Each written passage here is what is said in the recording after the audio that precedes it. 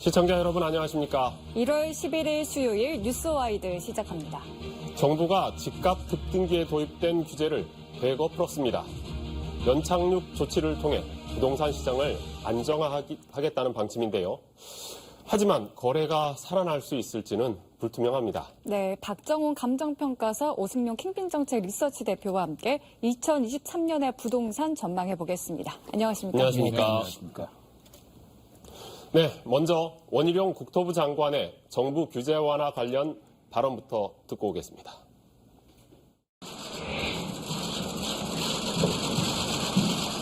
오늘 강남 3구 및 용산을 제외한 부분에 대한 거래 규제를 전격적으로 해제를 했습니다마는 이는 과거의 비정상적인 시기에 규제를 정상화하는 차원이지 저희들이 주목하는 것은 실수요. 특히 이게 내 집 마련이라든지 아니면 내 집 주거 상향으로서의 이사 수요라든지 이게 세입자들에게 자산 불안이 넘어오는 이 부분을 완화시킬 필요가 있다라는 차원에서 저희가 강도 높은 이 경착륙 방지 장치를 일단 쓴 거고요. 네, 박정훈 감정평가사께서는 올해 전반적인 부동산 어떻게 보세요? 여러 부동산 전문가들과 또 부동산 관심 있는 대부분의 사람들이 2023년도에도 역시 그 가격 하락이라든가 부동산 경기가 안 좋을 걸로 대부분이 예상한 것처럼 저도 똑같이 예상합니다. 그러면 이제 수도권하고 비수도권 이렇게 나눠서 보면 좀 차이가 있을까요? 조금은 차이가 있죠. 수도권은 작년부터 수도권이라면 대표적인 서울도 이미 부동산 경기가 하락했고 가격도 하향 추세이고 2023년도에도 하락이 예상되고 있고 그러나 지방은 부산이나 광주나 뭐 대전 이 정도는 수도권하고 비슷하지만 현재 대구라 인천은 굉장히 좀 심하죠. 서울보다도 더 하락폭이 훨씬 더 심하고 미분양이라든가 그렇기 때문에 지방은 더 열악하지 않을까 2023년도에는 그렇게 예상되고 있습니다. 그러니까 작년보다도 더 힘들어진다는 말씀이죠. 지방 일부 지역은요. 뭐 대구라든가 인천 초과 공급됐던 지역들이죠. 예. 네, 그럼 이제 지난 3일에 정부가 발표한 부동산 대책은 어떻게 보셨습니까? 한번 다 꼼꼼히 봤는데요.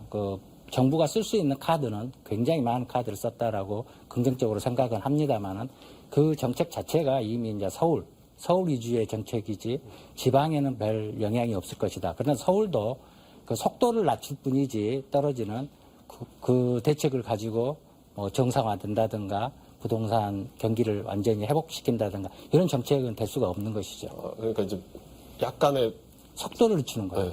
네. 예. 결국 떨어지긴 떨어지는. 네, 떨어지는 거죠. 네, 오 대표님께서는 어떻게 보셨습니까? 일단 미분양 수치가 좀 급격하게 늘어나고 있는 부분에 좀 주목을 해야 될 것 같은데요. 작년 상반기 기준으로 보면 전국적으로는 84.77% 미분양 물량이 증가를 했는데요. 지방 증가폭이 71.04, 수도권은 무려 232.14% 미분양 물량이 증가하고 있다는 거죠.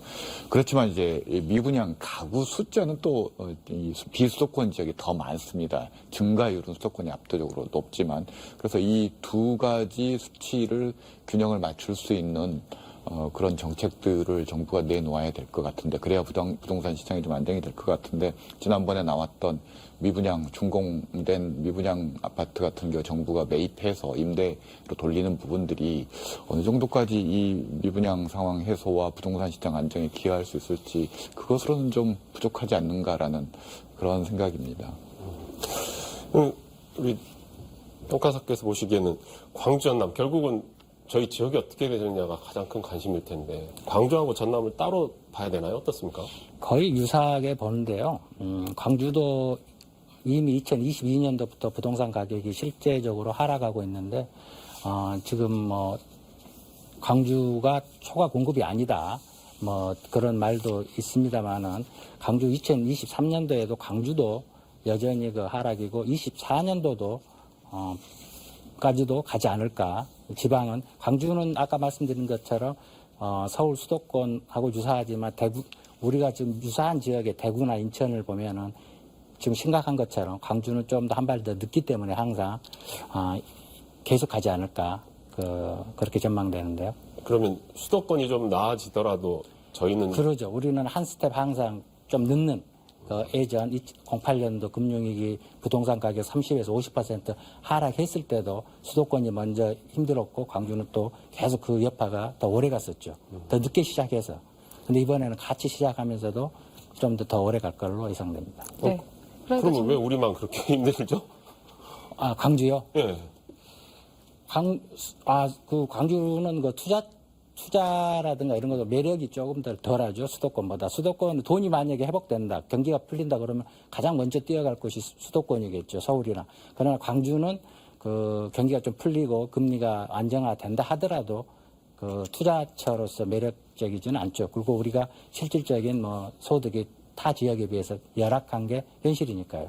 네, 그러니까 결국에는 뭐 수도권, 비수도권 할 것 없이 이제 가격 하락이 전반적으로 이어질 것이다라고 이제 예측을 하고 계시는데, 그럼 이 가격 하락의 원인은 어디서 찾을 수 있을까요? 대부분들이 다 아시지만 고금리, 뭐 경기 침체, 전 세계적인 경기 침체 이런 원인 때문에 정부에서 아무리 좋은 정책을 내놔도 정부는 최선을 다하고 있는 것이죠. 그러나 그걸 막을 수가 없죠. 워낙 고금리라는 그 큰 장벽이 있기 때문에 그 금리가 안정돼야 되죠. 미국 연방 기준 금리가 좀 안정이 이제 스톱되어야만이 우리 한국은행도 스톱할 것이고, 그래야 부동산이 좀 안정이 되겠죠. 왜냐하면 실수요자들도 기다리고 있는 거 아닙니까? 언제까지 이게 바닥이 될 건가? 아니면 금리가 언제까지 안정될 건가? 그런 문제 때문에 큰 원인이죠. 그게 부동산. 네, 오 대표님께서는 이 금리 인상 기조 어떻게 예상하고 계신가요? 일단 미국이 금리 기준, 세계적인 금리의 어떤 스탠다드이기 때문에 우리나라도 미국의 금리 인상에 맞춰서 금리 격차라는 것들을 유지해서 갈 필요가 있어서 불가피하게 이제 금리를 올릴 수밖에 없는 요인이 되는 건데, 그게 이제 어디가 임계점인가가 일단 중요한 판단 지점일 것 같고요. 그러다 보니까 한국은행 고시한 기준이 올라가게 되면 결국은 프로젝트 파이낸싱을 하는 업체라든지 또 자금 조달이 어려워지는 거고, 실수요자들도 계약금이라든지 중도금 대출을 받아야 되는데 고금리 때문에 사실은 이자 부담이 예전과 비교할 수 없을 정도로 늘어나서 실제 아파트 수요는 있지만 이걸 계약에 이르기까지 어려운 상황으로 가고 있는 건데, 이런 것들이 전부 선순환되기 위해서는 지금 당장 뭐 뾰족한 수가 보이지는 않는 것 같습니다. 네. 뾰족한 수가 안 보인다고 하는데 보시기에 뾰족한 수가 만약에 있다면 지금 정부에서도 계속해서 이번에 엄청난 카드를 다 쏟아부었다고 생각되는데, 어떤 이제 히든 카드가 있을지 모르겠는데 아마 계속해서 부양책은 나올 것이라고 생각됩니다. 그러나 그 말씀하신 것처럼 금리가 안정이 되어야만이 그게 가장 뾰족한 수죠. 네. 앞에서 오 대표님께서 이제 프로젝트 파이낸싱에 대해서 말씀을 해주셨는데, 이 PF 상황이 현재 어떻습니까? PF 상황이 저도 뭐 현재 광주에 있는 건설업을 하시는 분들하고 한번 통화도 해보고 그랬는데 굉장히 어렵다. 지금 그 자금난이 심각하다. 그래서 금년에 광주도 프로젝트 파이낸싱에 의한 그 사업들이 일부 연기되거나 중단될 우려도 있을 걸로 예상됩니다. 그럼 이 어려움이 어디까지 확장될 수 있다고 좀 보고 계세요? 이 어려움이요? 네. 확장이라는 것은 이제 네, 건설사들. 건설사가 안 좋아지면 당연히 뭐 은행도 제2금융권이 먼저 안 좋아질 거고, 계속 여파가 부동산이라는 거 워낙 크기 때문에 등치가 가장 큰 산업이지 않습니까? 하나의 부분. 여파가 굉장히 크다고 보여지기 때문에 2024년도도 지방은 좀 힘들지 않을까. 그 여파가 크기 때문에. 일부에서는 이제 뭐 건설사 말씀을 하셨는데 지금 땅 가진 건설사들이 지금 죽을 맛이라고 하더라고요. 그러겠죠, 지금. 아까 계속 반복되지만 이런 비싼 금융 비자를 지불하면서 사업을 한들 예전에는 적정 이윤이 뭐 한 20% 뭐 30% 이렇게 받다 그러면 이제는 뭐 10% 이하로 내려가면은 금융 비용 충당하고 나면은 남는 게 별로 없다라고 봐야죠. 네. 현실적으로. 그러니까 이렇게 사실 결국은 금리 문제인데 금리가 이렇게 높다 보니까 실수요자, 그러니까 정말 서민들이 집을 사기가 좀 어려운 상황이잖아요. 이런 상황에서 규제를 풀면은 결국 돈 있는 사람들이 살게 되는 거 아니냐라는 비판의 목소리가 있는데 어떻게 생각하십니까? 일단 이제 선택을 해야 될 부분인데요. 우선 규제를 풀게 될 경우 실구매력이 있는 소비자들이 접근할 수 있는 길이 열리게 되고, 그렇다면 말씀하셨듯이 결국은 돈 있는 사람들이 이 아파트 가격이, 부동산 가격이 폭락했을 때 부동산을 취득할 수 있는 기회는 넓어진다는 거죠. 물론 그것의 장점은 있습니다. 지금 현재 여러 업체들이 감정평가사님 말씀하셨듯이 자금 조달이 어려운 상황에서 숨통을 트이게 할 수 있다는 그런 장점들은 있는데, 이 두 가지 이 문제를 동시에 해결할 수 있는 그런 것들은 없는 것 같고요. 또 이제 금리 문제뿐만이 아니라 사채 문제도 있습니다. 예컨대 이제 프로젝트 파이낸싱 업체들이 이번 1분기에 만기 도래하는 사채들이 PF 단기 사채의 경우 12조 3천억이고요. 그 다음에 자산 유동화 기업업, 그러니까 기업어음이라고 생각하시면 되는데, 이 기업어음만 13조 8천억 원이 1분기 만기 도래라는 겁니다. 약 30조 가량이 만기 도래하게 되는데, 이 자칫하면은 이 업체뿐만이 아니라 금융권까지 전부 줄도산할 수 있는, 한국 경제가 폭탄이 될 수 있는 위기가 조만간 닥칠 상황이어서 정부는 부동산 경기 활성화뿐만이 아니라 이 문제도 좀 신경을 써야 될 것 같습니다. 답답하네요. 좀 뭔가 해결책을 좀 찾아야 되는데 이게 지금 상황이 정말 내년까지도 또 이어질 수 있다고 하셨잖아요. 대부분 뭐 그렇게 보는 것이 맞지 않을까. 또 전문가들이라든가 수치상으로나 모든 게, 뭐 부동산이라는 것은 뭐 단기간에 해결되는 것이 아니기 때문에, 또 주식하고도 또 틀립니다. 부동산은 굉장히 큰 아까 말한 여러 산업이 이렇게 종합되어 있기 때문에 어느 하나를 풀어줬다라고 그래서 그게 풀리는 데는 시간이 조금 걸리죠. 금리가 갑자기 낮아졌다라고 그래서 부동산 경기가 바로 살아나는 그런 일은 없습니다. 좀 시간이 걸리죠. 사업이 또 계획해야 되고, 또 건설업이 또 다시 정상화되어야 되고, 금리권도 다시 건설업에 투자를 해야 되고, 이런 여러 순환이 있기 때문에 순식간에 해결되지는 않는다고 봐야죠. 네, 그럼 오 대표님께서 생각하시기에 이런 부동산 문제와 뭐 그 줄도산의 문제, 이런 것들을 해결하기 위한 가장 큰 대책 같은 거는 어떤 게 있을까요? 질문을 저한테 물어보시는 것은 조금 적절하지는 않은 것 같은데요. 저는 이제 부동산 문제 전문가가 아니어서 그렇지만 일단 한국은행이 일단 금리 정책에 대해서 가장 먼저 선택을 좀 해야 될 순간이다. 미국의 금리 인상을 따라서 계속 해왔는데, 이걸 어느 정도 수준에서 멈추고 경기 부양할 수 있는 정책적인 수단들을 어떤 수단들을 동원할 것인가 문제가 첫 번째인 것 같고요. 두 번째로 말씀하셨듯이 이게 자칫 이 프로젝트 파이낸싱 업체들의 줄도산으로 이어질 경우 금융사들의 유동성 위기를 가져올 수밖에 없는데, 그 유동성 위기가 온다면 은행까지 도산할 수 있는 상황이 될 수 있기 때문에, 이런 문제들에 대해서 빨리 정책적인 대비들을 하고 그걸 유심히 지금 상황들을 관찰하는 필요는 있을 것 같습니다. 근데 좀 먼 얘기일 수도 있지만 내년 4월에 총선이 있습니다. 예.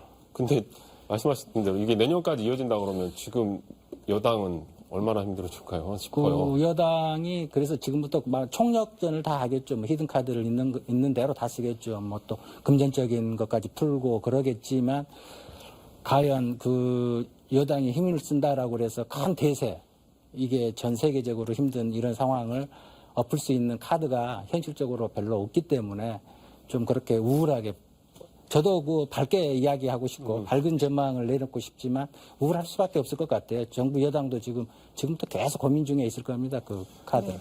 그리고 이 PF에서 발생한 이런 문제들을 해결하기 위한, 좀 줄도산을 막기 위한 가장 큰 어떤 필요성, 그래서 어떤 게 있을까요? 정부에서도 지금 PF 뭐 대출 뭐 자금을 뭐 대주겠다, 보증을 서주겠다, 뭐 이런 여러 가지를 하기 때문에, 또 구입해주겠다, 그 PF 사업에 그 준공을 낸 아파트라든가 뭐 돈이 부족한 그런 부분들에 대해서 적극적으로 많은 돈을 투자하면은 조금은 영향이 있지 않을까, 가시적인 효과가 있지 않을까, 이렇게 예상됩니다. 네. 우리 박정훈 감정평가사와 이야기는 여기까지 듣도록 하겠습니다. 네, 이번에는 정치권 이야기 나눠보겠습니다. 성남 FC 의혹과 관련해 검찰에 출석했던 이재명 민주당 대표가 12시간 동안 조사를 받고 어젯밤에 나왔습니다. 이 대표는 검찰의 기소는 정해져 있다며 진실은 법정에서 가려질 것이라고 밝혔습니다. 네, 먼저 어젯밤에 검찰 조사를 받고 나오는 이재명 민주당 대표의 발언부터 듣고 오겠습니다.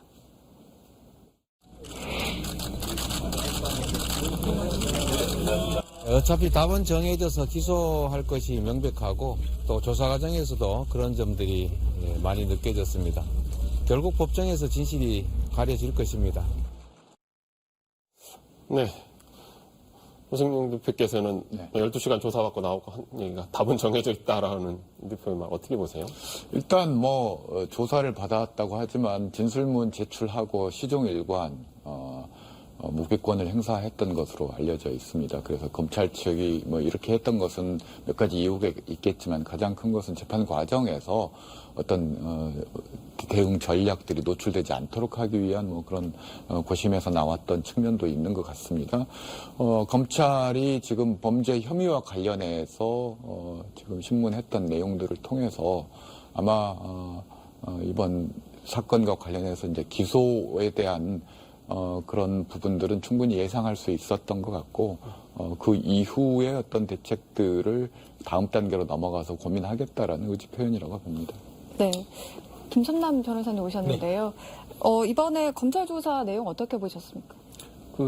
이제 알려진 바로는 이재명 대표 측에서 그 진술서를 제출하고 검찰에서 그 내용을 살펴보고 조사가 이루어진 걸로 보여지는데요. 이제 통상 이렇게 사건이 복잡하고 긴 경우에 수사 검사가 작성 질문을 다 만들어 놓습니다. 질문지를 다 만들어 놓고 거기에서 신문을 한 다음에 중요 내용 부분을 이렇게 기재하는데요. 12시간 정도 걸린 걸로 알고 있는데 실제로 이 사건에 관련해가지고 후원금이냐 이런 부분에 대해서 후원금이냐 광고 비용이냐 또는 정진상과 함께 이 부분에 대해서 주도적으로 이걸 진행했는지 이런 부분에 초점을 맞춰서 된 것 같고 한 번에 야당 대표이기 때문에 또다시 이렇게 소환하는 것은 좀 무리라고 보여졌기 때문에 아마 이렇게 12시간 진행된 걸로 보여집니다. 근데 결국은 검찰이 이재명 대표를 소환을 해서 계속 이야기가 나오는 게 제3자 뇌물죄가 성립이 되냐 안 되냐인데 그거 어떻게 보세요? 이제 이 판단하기 나름인 것 같습니다. 이제 전에도 이제 말씀드렸다시피 이 부분에 대해서 이제 전 공정거래위원장 이남기 공정거래위원장 사건도 있었고요. K스포츠재단 사건도 있었고 변양균 전 청와대 실장입니까? 그 부분에도 있었고 사례가 좀 있었습니다. 다만 이제 언론에서는 K스포츠재단 미르재단하고 유사한 게 아니냐 이런 주장을 많이 하시는데요. 이제 거기에서도 판례를 보면 대법원에서 최순실이나 박근혜 전 대통령에 대해서는 뇌물 공여에 대해서 유죄를 인정했습니다. 그 이유는 K스포츠재단이 공공의 이익을 위한 기본적인 재단의 성격보다는 최순실이라는 어떤 특정인의 사익을 위한 부분이기 때문에 그 부분 때문에 이 제3자 뇌물 공여를 인정을 했고요. 다만 뇌물을 돈을 2억 3억 원인가요? 이렇게 지급했던 삼성 측의 이재용 부회장에 대해서는 뇌물죄에 대해서 무죄를 인정을 했습니다. 그 이유가 뭐냐면 이게 미르재단이 공익의 재단으로서 내가 기부를 할 수 있는 충분히 기부할 수 있는 그런 조건이었던 점 그리고 이게 최순실이 운영하는 사적 단체라는 것을 알지 못했다는 점에서 이 무죄를 인정한 겁니다. 그래서 뇌물 공여 부분에 대해서는 유죄가 되고 뇌물죄에 대해서는 무죄가 된 그런 케이스거든요. 근데 이 사건의 경우에도 쟁점은 이 성남 FC가 사적인 이익을 추구하는 그런 목적이 있는지 그 부분에 대한 초점이 맞춰질 것으로 보여져요. 왜 그러냐면 정치인이 성남시장으로서 성남시에 이익이 되도록 정치를 하는 것이 맞습니다. 제가 생각했을 때는. 근데 다만 그게 불법적인 방법을 통해서 이게 이루어졌는지가 관건인데, 성남FC가 당시에 그 2012년경에 이제 그 기존의 그 구단주였던 종교단체 그 대표가 사망하면서 이제 이게 끊겼어요. 그래서 안산시로 넘어갈 위기에 놓여 있었는데, 당시에 성남 FC가 그 우승도, K리그 우승도 많이 했었던 구단이고 명문 구단이기 때문에 이 구단을 잡고 싶었던 겁니다. 그래서 150억 원이라는 인수 대금에서 시에서 70억을 인수를 하고 기업에서 50억을 투자를 받고 나머지 30억을 시민한테 이렇게 공모를 해서 받으려고 했지만 두 차례 해서 받은 돈이 3억 원뿐이 되지 않았어요. 그랬기 때문에 이게 적극적으로 돈을 유치할 수밖에 없었던 사정이 있었기 때문에 이 부분에 대한 고려가 있을 것으로 보여집니다. 네, 오 대표님은 이 이야기 어떻게 들으셨습니까? 저는 이건 좀 단순한 사안이라고 저는 생각을 하는데요.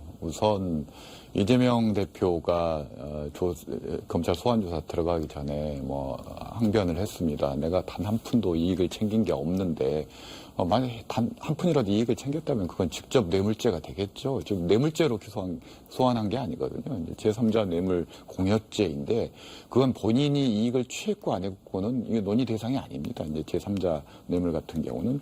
그리고 두 번째 핵심은 자치단체장이 이제 대표적인 경우인데 인허가권을 매개로 해서 어떤 그 광고비가 됐건 후원금이 됐건 이런 것들이 왔다면 그 부분은 제3자 뇌물죄에 해당된다는 해석들이 많은 것 같습니다. 예컨대 이런 겁니다. 두산 같은 경우는 당시에 병원 부지였습니다. 그 부지를 병원 부지를 72억에 매입했는데 병원을 짓지 않고 있었어요. 그래서 그걸 토지 용도 변경을 해줬다라는 겁니다.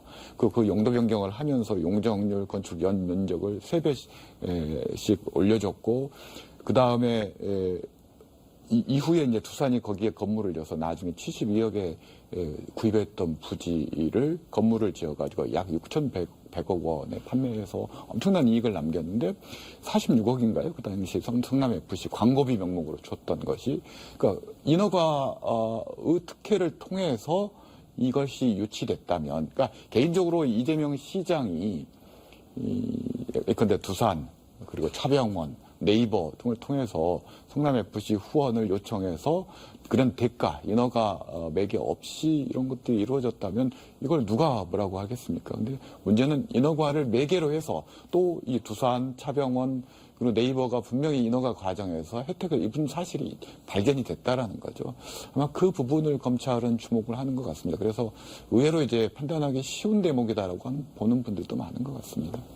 그러니까 지금 김성남 변호사가 이야기했던 성남FC가 공적이냐 아니냐 이런 게 아니라 지금 거기에 그 두산처럼 이렇게 광고를 했던 그런 곳들이 그것 아닌 다른 곳에서 뭔가 수익을 거둔 거 아니냐. 그것도 지나치게 많은 수익을. 그렇다면 특혜로 볼 수 있다라는 얘기인데 그 부분은 어떻게 생각하세요? 제가 이제 드린 말씀이 이 제3자 뇌물 공여라는 죄를 인정하는 이유가, 규정한 이유가 일반 경제적 이익을 같이 하는 부부나 이런 가족이 대신 돈을 받는 경우에는 자기 뇌물죄예요. 129조 형법 129조 자기 뇌물죄가 되는 겁니다. 근데 제3자 뇌물죄를 규정한 이유는 나와 관련이 있는, 나와 어느 정도 관련이 있는 이 정도 이것을 상정을 하고 죄를 규정을 한 겁니다. 왜 그러면 모르는 사람한테 내가 뭐 130억 줘라, 100억 이렇게 해라, 그럼 내가 허가해 주겠다, 이럴 수가 없거든요. 사람들이 관련이 있기 때문에 제3자 뇌물죄를 규정을 한 겁니다. 그래서 그 관련성 정도를 입증하기가 쉽지 않지 않습니까? 사회에서 뭐 아는 형님이다, 지인이다 이렇게 입증하기가 어렵기 때문에 이 규정을 함으로써 어떤 공무에 있어서 직무 불가 매수성, 공정성을 확보하고자 한 겁니다. 근데 이제 이 사건의 경우에는 성남시란 말입니다. 이게 상대방이 공여하라는 부분이. 그렇기 때문에 그 부분을 과연 제3자 뇌물로 볼 수 있는가, 이런 부분에 대한 의문이 드는 거고요. 특히 이제 이재명 대표가 주장하는 것이 이거는 광고 계약을 체결해서 돈을 받은 것이기 때문에 이 부분은 성남 FC 광고료에 대한 비용 부분이고, 이게 후원이나 성남시에 대한 후원이나 이런 부분이 아니라는 겁니다. 그 인허가 절차에 대해서는 인허가 담당 공무원이 그 부분을 판단을 해서 진행을 했기 때문에 그 부분이 이 성남 FC와 관련성이 없다, 대가성이 없다, 지금 이런 주장을 하고 있는 것이고요. 두 개 완전히 별개라는 거죠? 네, 그렇습니다. 주장이 그렇습니다. 네. 두 분의 이야기가 이렇게 좀 차이가 있는 것처럼 일각에서는 검찰이 나름 자신감 갖고 있다라는 얘기도 있고, 이재명 대표는 또 제시되는 여러 자료 뭐 납득할 만한 게 없었다 이렇게 말하기도 했는데요. 어떻게 보셨습니까? 그러니까 제가 뭐 법률가는 아닙니다만은 검찰의 생각은 판단은 이랬던 것 같습니다. 이제 이재명 대표와 관련해서 여러 가지 의혹들이 있습니다. 성남 FC 후원금 의혹도 있고 변호사비 대납 의혹도 있고 그리고 가장 유명한 대장동 관련도 있고요. 그리고 백현동 뭐 이른바 그 옹벽 아파트 관련 의혹들도 있고 이게 전부 이제 인허가 과정과 연결이 되어 있는 것이기도 합니다. 그런데 이제 여러 사건 중에서 검찰이 판단하기로 이 성남 FC 후원금 관련 사건들이 검찰의 입장에서 가장 입증하기 쉬운 사건, 가장 확실한 사건이라는 판단을 좀 했던 것 같고, 대장동 사건 경우에는 아직 관련자들이 진술들이 나오고 있는 상황에서 기소 여부를 결정하기 어려운 상황이어서 가장 검찰 입장에서 확실해 보이는 사건을 먼저 수사해서 기소함으로써 이 다른 사건들로 가는 실마리를 좀 풀려고 하는 그런 생각을 가지고 있었던 것 같습니다. 근데 방금 이재명 대표 또 본인 스스로 얘기했지만 답은 정해져 있다. 기소를 할 거라는 걸 아는 거죠? 네. 검찰 입장에서는 지금 피의자 신분으로 조사를 했고 이미 뭐 여러 수사 결과 발표를 통해서 기소 방향으로 갈 수밖에 없다라는 것은 뭐 명확한 사실인 것 같고, 다만 이미 이제 1월 임시국회가 개원된 상태이기 때문에 이 신변을 확보하는 일은 사실상 어려운 상황이라고 봅니다. 그래서 아마 이제 여론전에 검찰 입장에서는 좀 치중할 가능성이 있다. 이런 범죄 혐의가 소명이 됐음에도 불구하고 불체포 특권을 악용해서 지금 버티고 있다라는 그런 여론전으로 갈 가능성이 많고, 이재명 대표 입장에서는 당연히 이것은 검찰의 정치 수사다. 뭐 이런 프레임으로 대응할 수밖에 없는 그런 구조들인데, 관건은 이후에 이제 이 사건 외에도 다른 사건들에서 특히 이제 김만배 씨가 요 며칠 사이 이재명 대표와 관련해서 불리한 진술들을 재판 과정에서 하고 있다라는 거죠. 이런 것들이 어떻게 돌발 변수가 발생할 것인지, 그리고 쌍방울 김성태 전 회장이 태국에서 지금 체포가 됐지 않습니까? 조만간 한국으로 입국할 가능성이 높은데, 그 과정에서 이제 대북 송금 의혹과 관련된 부분, 변호사비 대납과 관련 부분에서 어느 정도 폭발력 있는 진술들을 검찰이 확보할 것인가에 따라서 이후 이재명 대표의 운명도 결정될 거라고 봅니다. 우리 김선남 변호사 보시기에 어차피 검찰이 영장은 청구하겠죠?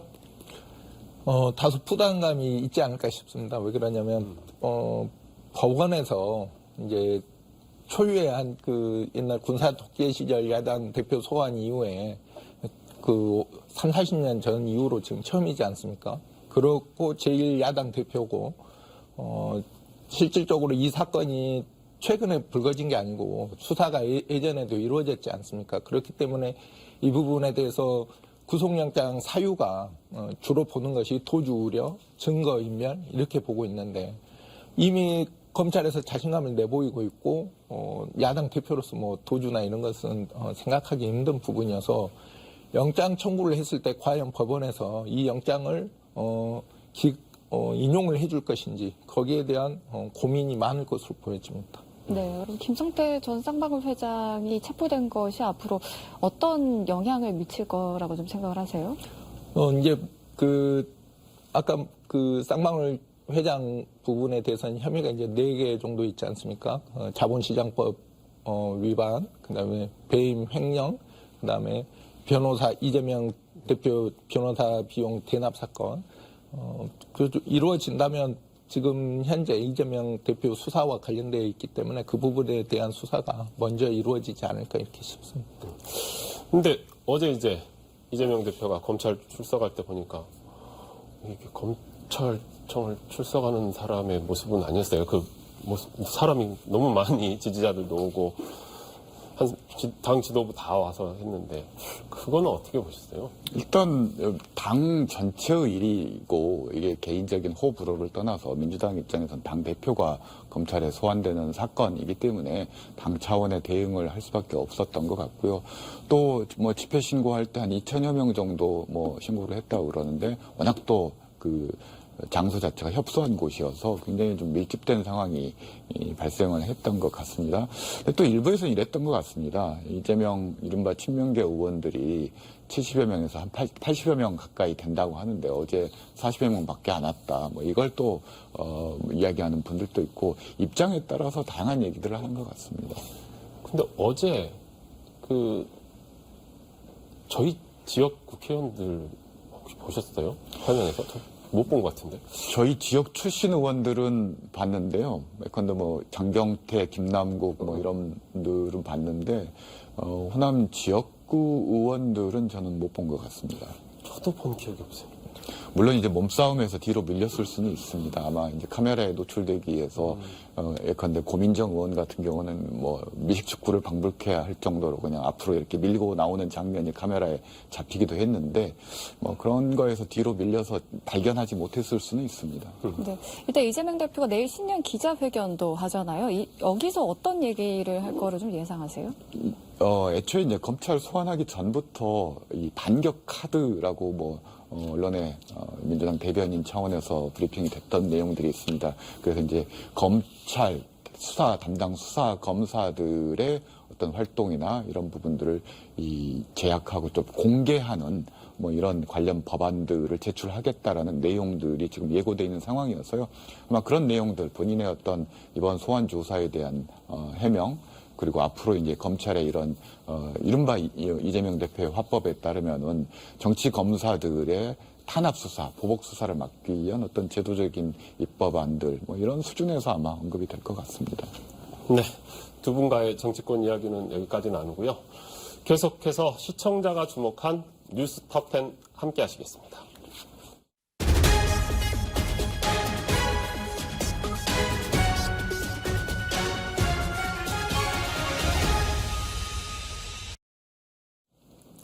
뉴스 톱10입니다. 동물의 사체를 땅에 매장하는 것은 현행법상 불법인데요.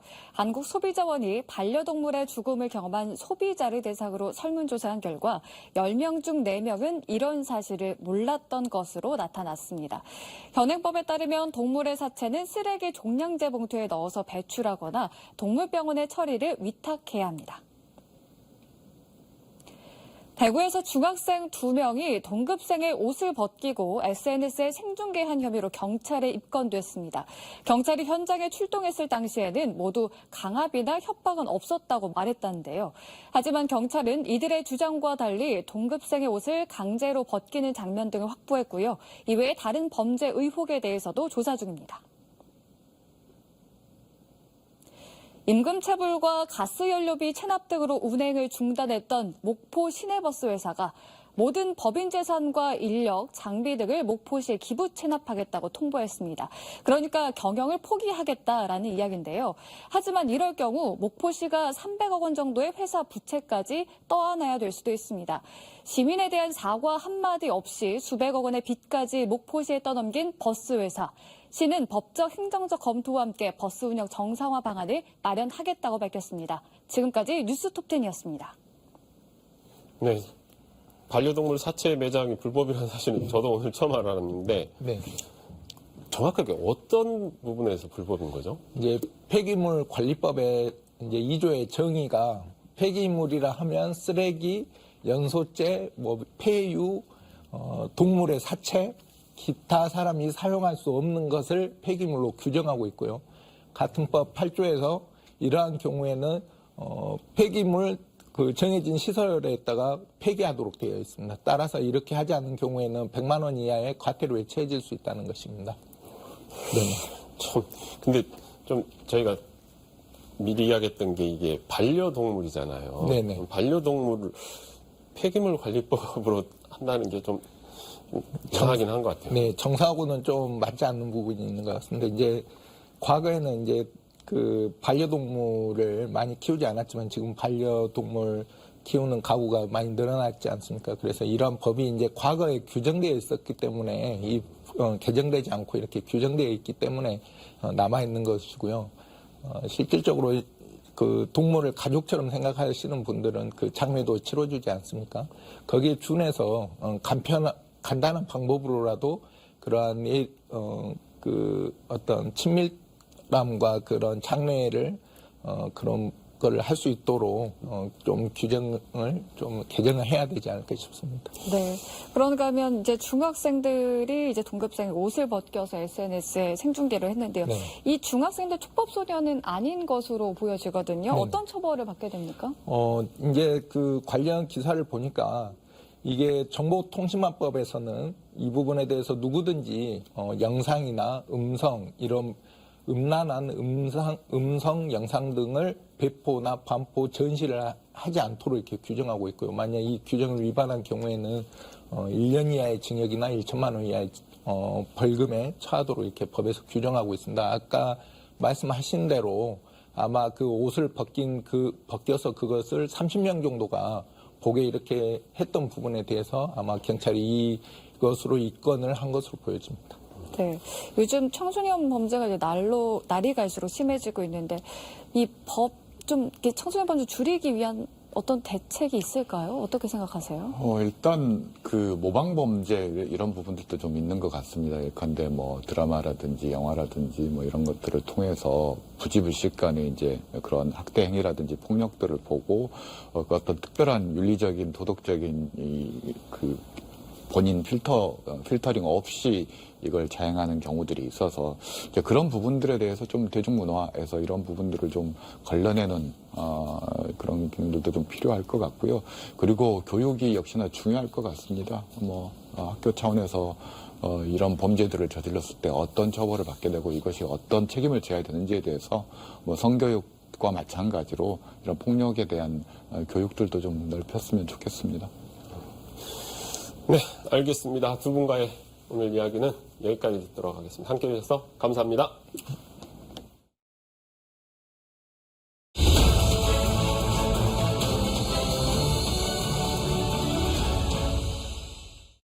서울광역방송센터입니다. 어제 이재명 더불어민주당 대표가 국회 제1당 대표이자 제1야당 대표로는 헌정사상 최초로 피의자 신분으로 검찰에 소환돼 강도 높은 조사를 받았습니다.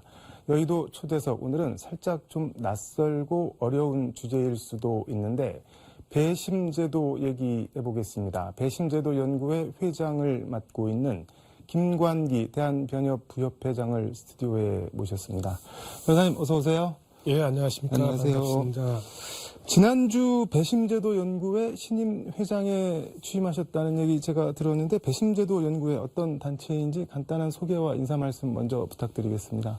저희는 5년 전에 창립되었고요. 네. 미국식 배심 제도를 우리 나라에도 도입하기를 바라서 연구하고 운동하는 단체라고 생각하시면 되겠습니다. 시민들도 있고 법률 전문가들도 참여하고 있습니다. 지금 배심제도, 배심원, 미국 법정 드라마나 영화 같은 데서는 많이 보고 듣기는 했는데 이게 정확한 개념이나 정의 이런 게 어떻게 되나요? 그러니까 우리는 직업 검사, 직업 판사가 수사를 하고 기소를 하고 재판을 하는 체제지 않습니까? 네. 그런데 그것을 이들만에게 맡겨두지를 않고 수사, 기소, 재판, 기타 모든 단계에서 사법상의 판단을 국민들로부터 무작위로 선출된 배심원단이 결정하는 겁니다. 네. 검사, 판사 앞에 직업 검사, 직업 판사, 직업자가 붙으니까 약간 좀 낯설고 이상한 느낌이 들기도 하네요. 아, 그렇죠. 그러니까 법률가라고 생각하시면 되겠습니다.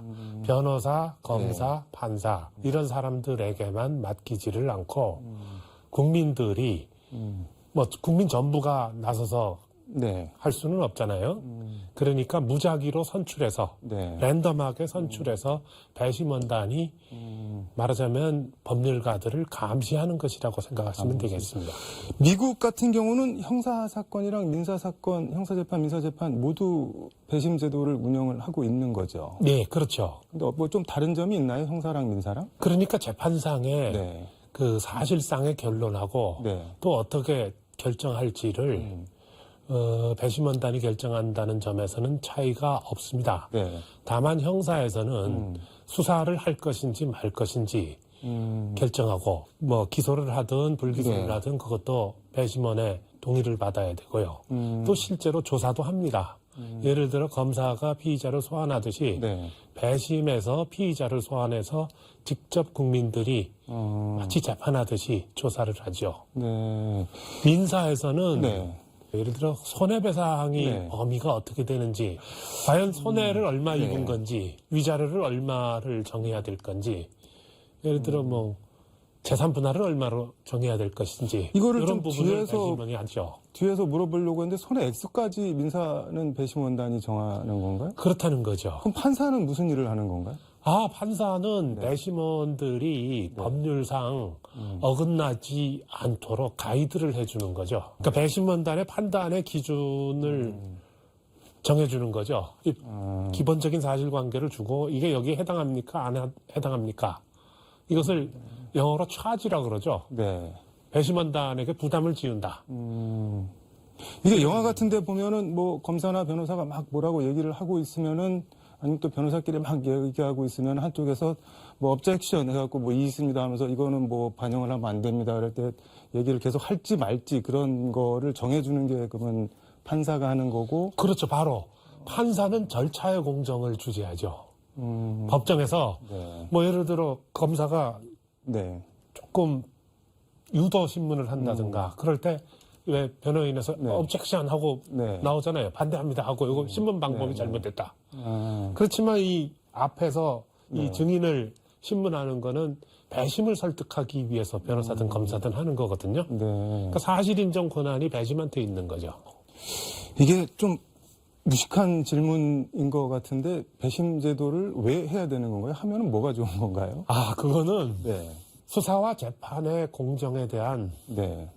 우리나라가 수사와 재판이 공정하게 이루어지고 유전무죄, 무전유죄, 네. 또 뭐 전관예우 이런 말이 나돌잖아요. 네. 이게 말하자면 수사와 재판이 굉장히 부패했다, 무능하다. 기본적으로 수사와 재판에 대한 국민의 신뢰를 얻기 위해서 배심 재판이 필요한 겁니다. 이게 좀 시청자들 이해를 돕기 위해서 좀 구체적인 사례를 들어서 좀 질문을 해보도록 하겠습니다. 앞서서 뭐 이재명 민주당 대표 수사 검찰 소환 얘기했는데, 근데 이게 만약에 배심 제도가 도입이 되면은 그 이재명 대표 수사나 기소 여부에 대해서 일반 국민들로 이루어진 배심원단이 관여를 할 수가 있게 되는 거네요. 그러니까. 그러니까 뭐 그거는 뭐 네. 이재명 대표뿐만 아니라 뭐 대통령이든 뭐 네. 아니면 뭐 재벌이든 아니면 공무원이든 네. 뭐 정치인이든 다 배심의 소환을 받아야 되고 네. 또 배심에서는 조사를 해보다가 적당한 처분을 할 수 있는 것이고 기소를 하든 불기소를 하든 네. 아니면 수사를 개시하든 말든 또 뭐 직접 불러다가 물어볼 수 있든 말든 그런 것들을 다 대배심이 할 수가 있죠. 그러니까 대배심은 말하자면은 네. 지금 검찰이 하는 일들을 다 결정하는 겁니다. 근데 강제 수사권이 없는 배심원단이 뭐 범죄 피의자 불러놓고 물어본다고 하더라도 그게 뭐 의미 있는 대답이 나올 수가 있나요? 그런데? 아니죠. 배심원 네. 대배심, 이게 검찰 단계에서 그 수사배심이라 그러거든요. 기소배심, 수사배심, 이런 네. 거 다 합니다. 피의자를 소환하겠다, 또 압수수색을 하겠다 할 때 네. 법원에다가 직접 영장을 청구해갖고 받아가지고 집행해버리면 그만이죠. 그러면 그 집행도 검사하고 경찰은 따라야 될 의무가 있는 거죠. 그러니까 실제로 집행은 검사나 검찰이나 경찰이 하는데 이거를 좀 필요하다 해봐라라고 하면은 해줘야 되는 거고. 그럼요. 그게 국민이 무서운 거 아닙니까? 국민이 결정해가지고 누구 이 앞에 세우라 하면은 네. 세우는 거고, 단계에서 필요 없다 그러면 이거는 하지 말아라 할 수 있는 거죠. 그럼 거꾸로 검찰, 경찰은 뭘 하나요, 그러면은? 그런 제도가 도입이 되면은? 검사는 법률 전문가고 네. 경찰은 물리력을 행사하는 사람들이죠. 아니, 근데 본인들이 판단을 해서 수사나 기소 여부를 결정하지 못하고 다 배심원단에 맡겨놓는다는 말씀인 건가요? 검사도 수사는 하지만 수사 지휘는 배심으로부터 받아야 되는 거죠. 경찰도 검사도 네. 수사는 하지만 최종적인 지휘는 배심으로부터 받아야 되는 거죠. 그러면은 가령 이거는 수사해, 수사하지 마, 또는 기소해, 기소하지 마라고 배심원단이 대배심에서 결정을 하면은 따라야 되는 건가요? 따라야 되죠. 지금 말씀하신 제도를 검찰이나 경찰에서 받을 수가 있을까요? 일단 법원은 둘째치고. 안 좋아하죠. 그러니까 이거는 굉장히 큰 정치적 결단입니다. 미국에서, 특히 미국에서 네. 그들 나름의 헌법 체제에서 이룩한 거거든요. 이것이야말로 국민이 수사와 재판을 결정하는 것이야말로 네. 인권을 위해서 가장 필요한 것이라고 보는 거죠. 이게 그러니까 거꾸로 뭐 정리를 하자면 가령 이제 김건희 여사 도이치모터스 주가 조작 의혹 논란 관련해서는 가령 뭐 예를 들자면은 어쨌든 뭐 직접 매도 주문을 한 게 재판 과정에서 나오고 뭐 새로운 게 나왔으니까는 한번 다시 수사를 해봐라라고 검찰에 얘기를 할 수가 있다는 거네요. 배심에서 네. 수사를 개시하라고 결정하면은 검찰은 따라야겠죠. 당연히 따라야죠. 근데 이제 뭐 예를 들자면은 수사나 기소가 부적절하다는 거는 뭐 이렇게 검사가 갖고 온 사건을 보고 판단을 해서 뭐 결정을 하더라도 수사를 안 하고 있는 거는 뭔가를 안 하고 있는데 안 하고 있는 거에 대해서 이거 해라라고 그거 어떻게 할 수가 있나요, 배심원이? 대배심제 하에서는 대배심은 네. 검찰이나 경찰로뿐만 아니라 일반 시민들로부터도 조사해달라는 청원을 받을 수가 그런 있죠. 제도가 있나요? 수사청원을 받는? 아니, 헌법이 국민의 청원권을 보장하고 있잖아요. 네. 우리 국민은 어느 관청에나 이러이러한 행위를 해 주십시오. 행정행위를 해 주십시오. 입법을 해 주십시오. 하는 청원권이 있잖아요. 한편으로는 재판 청구권도 있기 때문에 네. 배심제도가 실시되었다고 하더라도 국민이 이것을 못할 이유가 없잖아요. 미국에서 당연하죠. 수사기관이 움직이지 않을 때에는 얼마든지 그 배심의 권한 발동을 촉구할 수도 있는 거겠죠. 이게 쭉 말씀을 듣다 보니까 어쨌든 검사들이 법률 전문가인데 뭐 아무리 뭐 집단 지성, 상식 이런 거를 믿는다고 하더라도 배심원단들은 어쨌든 일반 국민 비법률 전문가잖아요. 근데 이런 사람들한테 수사, 기소 이런 거 전적인 권한을 주는 게 맞냐 뭐 이런 지적이 반드시 나올 것 같은데요. 논리적으로라도. 왜 그 정치를 정치가에게만 맡겨두면은 네. 안 된다. 정치가에게만 정치를 맡겨두기에는 정치라는 건 너무 중요한 거다. 일반 국민이 참여해야 된다. 이런 말 있잖아요. 네. 사법도 마찬가지입니다. 판사, 검사, 변호사에게만 사법을 맡겨두면 네. 국민들이 감시에서 벗어나가지고 이 사람들이 무슨 짓을 할지 사실 알 수가 없습니다. 국민의 신뢰를 회복하기 위해서는 국민들이 충분히 참여하는 게 필요합니다. 그게 공화국입니다. 제가 개인적으로 궁금한 게 배심제도 연구의 창립 때부터 관여를 하시고 쭉 일을 해오시고 지금 이제 회장을 맡으셔서 전면에 나서셨는데 네. 네. 왜 그렇게 열심인지가 하나가 궁금하고 그리고 이게 정말 될까? 한국에서 뭐 그런 약간 의문 같은 것도 드는데 어떻게 말씀을 해주실 수 있을까요? 이제 뭐 개인적인 경험으로 네. 저도 대부분은 제 경력이 31년인데 네. 어떤 거는 보면 이건 청탁수사에 의한 것이고 그런 게 보이나요? 그럼요. 이건 뭐 어디 뭔가 좀 손을 탄 것 같아 하는 뭐 그런 의혹을 가지는 때가 있어요. 그러면 그러면 어디 우리야 참고 지낸다 그래도 막상 국민들로서는 네. 수사와 재판 전체에 대해서 불신을 가질 수밖에 없어요. 기본적으로 이런 부분들은 국민이 직접 결정하게 해야지. 그렇지 않으면은 이 판사, 검사, 변호사는 다 국민의 신뢰를 이룰 수밖에 없습니다.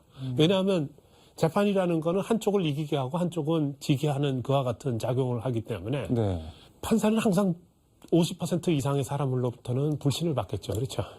어느 일방에서는 그렇습니다. 검찰도 마찬가지고 변호사도 마찬가지입니다. 숙명적으로 이 사법이라는 거는 네. 누군가에 대해서는 불이익을 줄 수밖에 없는 것이기 때문에 이와 같은 중요한 일들을 직업 법률가들만이 감당한다는 거는 불가능합니다. 약간 설득이 되는 면이 좀 있는 것 같은데 말씀을 듣다 보니까. 근데 며칠 전에 서울행정법원에서 이런 판결이 나왔는데 환경미화원인데 뭐 저거 딱지 안 붙이고 갖다 버린 대형 폐기물 뭐 처리해주고 주민들한테 32,000원 받았다고 하는데 해고당하고 고용보험법 수급 이것도 박탈당하고 아무튼 뭐 이런데 다 정당하다 이런 판결이 나왔는데 가령 이런 게 뭐 배심 재판으로 가면 그래도 저건 좀 뭐 너무한 거 아니냐 뭐 이런 판단이 나올 수도 있을 것 같긴 한데 아무튼 뭐 장황하게 얘기를 했는데 배심 제도가 되면은 그래서 일반인들이랑은 무슨 연관이 있는 건가요? 일반인들 삶에 어떤 영향이 있는 건가요? 우리가 지금 법의 법망이 너무 촘촘하게 쳐져 있는 것을 느낄 때가 있어요. 촘촘한 것도 문제인 건가요? 사소한 경범죄 위반인데 이거를 좀 중한형으로 처벌한다든가 이런 것들이 있죠. 왜? 거꾸로 라면 한 봉지 훔쳤는데 이걸 바로 구속해가지고 너무 심하게 엄벌주의로 가는 수도 있거든요. 반면에 이 감시해서 사회의 기강을 세워야 될 부분을 제대로 못할 수도 있고. 그래서 이거는 참 어려운 문제인데 이런 것들을 대배심이나 이런 쪽에서 결정을 해주면은 아무래도 법 감정에 맞게 수긍이나 공감을 더 아무래도 하죠. 지금은 이 시스템이 어떻게 되어 있냐면 경찰에서 이 건에서 올리면 검찰에서는 그냥 조사도 안 해보고 그냥 기계적으로 기소를 하고 법원에서는 대부분 그냥 경찰에서 검찰에서 제대로 사실대로 조사했겠지 하고 서류를 보고 결정합니다.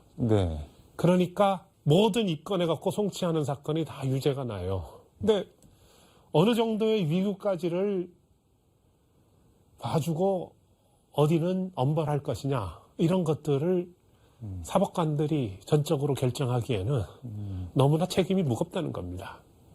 국민이 하게 하는 게 낫죠. 이게 꼭 법률적 문제뿐만 아니라 무슨 철학적인 문제랑도 좀 연결이 돼 있는 것 같은데. 그렇죠. 국민 일반의 상식에 입각해서 사법제도도 가야 되는 거 아니겠어요? 그걸 벗어나는 순간 이 법률가들은 국민의 사랑을 받지 못하고 버림을 받고 오히려 저 인간들은 뭐 부패한 사람들이다, 유전무죄다 이와 같은 식으로 돼가고 국민으로부터 유리됩니다. 그러면 진짜 사법이 힘을 발휘할 상황에서 힘을 발휘를 못합니다. 판결도 무시되고 말하자면 권력자는 피해가고 이 그냥 보통 사람만 법에 피해를 입는다. 국민이 하게 해야죠. 소송 전 뭐 증거 제출, 디스커버리 이런 얘기는 오늘 시간상 못할 것 같고 다음에 한번 다시 모셔서 말씀 듣도록 하고 오늘 말씀 여기까지 듣도록 하겠습니다. 네, 감사합니다. 고맙습니다. 예. 네, 지금까지 서울광역방송센터에서 김관기 배심제도 연구회장과 함께 전해드렸습니다. 1월 11일 수요일 KBC 뉴스와이드 마칩니다. 시청해주신 여러분 고맙습니다.